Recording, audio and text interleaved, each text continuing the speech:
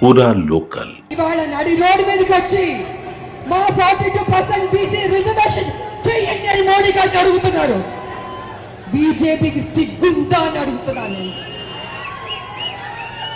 BC బిడ్డలంటే అడుక్కోవాలా? ఇవ్వరా? న్యాయం చేయరా?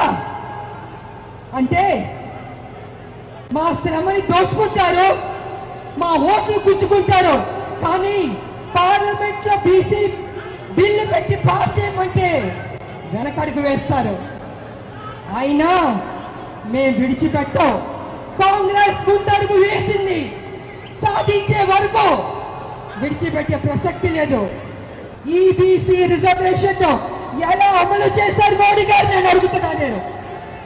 అదే అమలు చేసినప్పుడు 42% బీసీ రిజర్వేషన్ ఎందుకు చేయలేరు అంటే మీకు చిత్తశుద్ధి లేదు, చెయ్యాలని లేదు.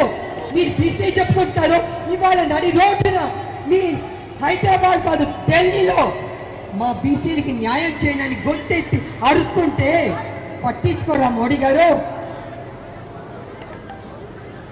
మీరు ఏం చేయదలుచుకున్నారు? మీరు బీసీలకి న్యాయం చేస్తారా లేదా అని ఇప్పుడు తెలిసిపోద్ది.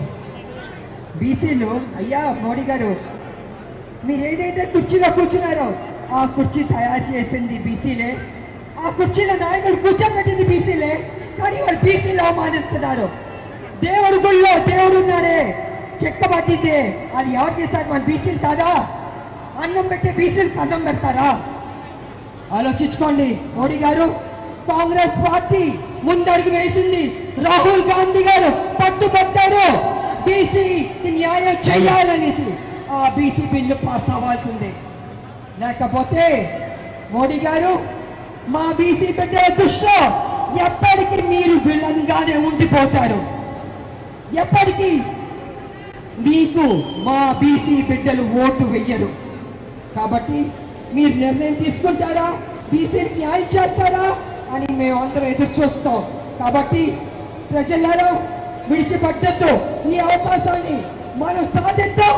తెలంగాణ సాధించినట్టే బీసీ 42% రిజర్వేషన్ కూడా సాధిద్దామని తెలియజేసుకుంటూ జై కాంగ్రెస్.